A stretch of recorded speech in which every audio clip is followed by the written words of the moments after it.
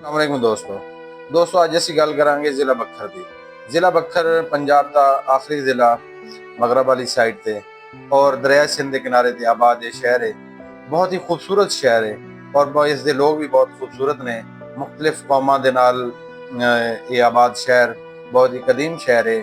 दोस्तों कुछ दिनों तो इस शहर नूं कह लो कि किसी की नज़र लग गई कि ईद कुर्बान तो बाद इस शहर मुख्तलिफ वारदातों के 5 कतल हो गए और कतल भी महल्ला चिमनी मुहल्ला दे विच कतल होया। नौजवान लड़का जिहड़ा 5 भैणां दा इकलौता भाई सी उहनूं किसी ने कतल कर दिता। और उस तो बाद मंडी टाउन दे विच 3 कतल हो गए एक दिन एक ही टाइम ते। और उस तो बाद एक 2 भाई छोटे भाई ने बड़े भाई नूं कुछ लैन देन दे तनाजे ते कतल कर दिता। ਅਸੀਂ ਇਹਨੂੰ ਇਸ ਸ਼ਹਿਰ ਦੀ ਆਬੋ ਹਵਾ ਨੂੰ ਨਜ਼ਰ ਹੀ ਕਹਿ ਸਕਦੇ ਹਾਂ ਕਿ ਇਸ ਸ਼ਹਿਰ ਨੂੰ ਨਜ਼ਰ ਲੱਗ ਗਈ। ਔਰ ਅਸੀਂ ਇਹ ਦਰਖਾਸਤ ਵੀ ਕਰਦੇ ਹਾਂ ਕਿ ਕਾਨੂੰਨ ਨਾਫਿਜ਼ ਕਰਨ ਵਾਲੇ ਜਿਹੜੇ ਇਦਾਰੇ ਨੇ ਉਹ ਜਿਹੜੇ ਮੁਜਰਮਾਨ ਨੇ ਜਿਨ੍ਹਾਂ ਮੁਜਰਮਾਂ ਨੇ ਇਹ ਘਿਨੌਣਾ ਖੇਲ ਖੇਲਿਆ ਹੈ ਉਹਨਾਂ ਨੂੰ ਜਲਦ ਤੋਂ ਜਲਦ ਗ੍ਰਿਫਤਾਰ ਕਰਕੇ ਉਹਨਾਂ ਨੂੰ ਕਰਾਰ ਵਾਕੇ ਸਜ਼ਾ ਵੀ ਦਿੱਤੀ ਜਾਵੇ। ਔਰ ਇਹ ਦੁਆ ਵੀ ਕਰਦੇ ਹਾਂ ਕਿ ਜ਼ਿਲ੍ਹਾ ਬਖਰ ਦੀ पुरअमन फिजा नूं मजीद आलूदा होने तो बचाया जा सके। ये साडे माशरे का एक बहुत बड़ा अलमिया बन चुकिया कि असी अदम बर्दाश्त और दूसरे की गल नूं ना सहारना ये साडा बहुत बड़ा मसला बन चुकिया कि असी छोटे छोटे मसलियां नूं अगले की जिंदगी खत्म करने ते तुल जाते हैं। छोटे छोटे मसले एक दूसरे की जिंदगी खत्म करने ते तुल जाते हैं। जिहड़े मरन वाले सी ਉਹ ਮਰ ਗਏ, ਉਹਨਾਂ ਨੂੰ ਦਫਨਾ ਦਿੱਤਾ ਗਿਆ, ਉਹਨਾਂ ਦੀ ਜ਼ਿੰਦਗੀ ਦੇ ਮਾਮਲਾਤ ਖਤਮ ਹੋ ਗਏ।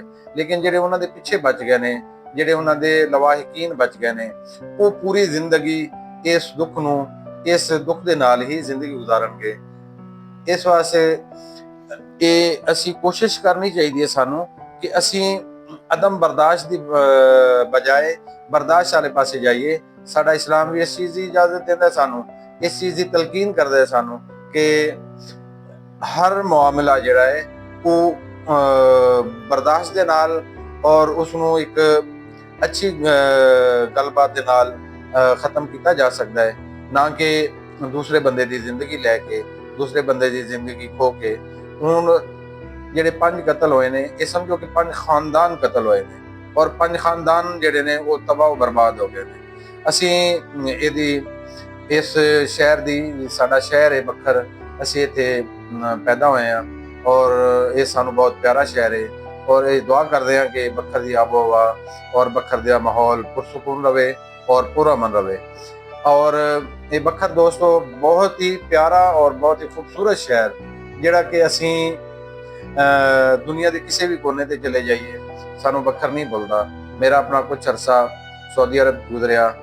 ਸਾਊਦੀ ਅਰਬ 'ਚ ਰਹਿ ਕੇ ਵੀ ਅਸੀਂ ਬਖਰ ਨੂੰ ਹਰ ਲਮਹਾ ਯਾਦ ਕਰਦੇ ਸੀ, ਹਰ ਲਮਹਾ ਅਸੀਂ ਉਹਨੂੰ ਪਸੰਦ ਵੀ ਕਰਦੇ ਸੀ ਔਰ ਪਿਆਰ ਵੀ ਕਰਦੇ ਸੀ। ਇਹ ਸਾਡਾ ਆਬਾਈ ਸ਼ਹਿਰ ਹੈ ਔਰ ਅਸੀਂ ਇਹਨੂੰ ਇਸ ਤਰ੍ਹਾਂ ਬਿਖਰਦਾ ਹੋਇਆ ਜਾਂ ਇਸ ਤਰ੍ਹਾਂ ਇਹਨੂੰ ਲਹੂ ਲੁਹਾਨ ਹੁੰਦਾ ਹੋਇਆ ਨਹੀਂ ਦੇਖ ਸਕਦੇ।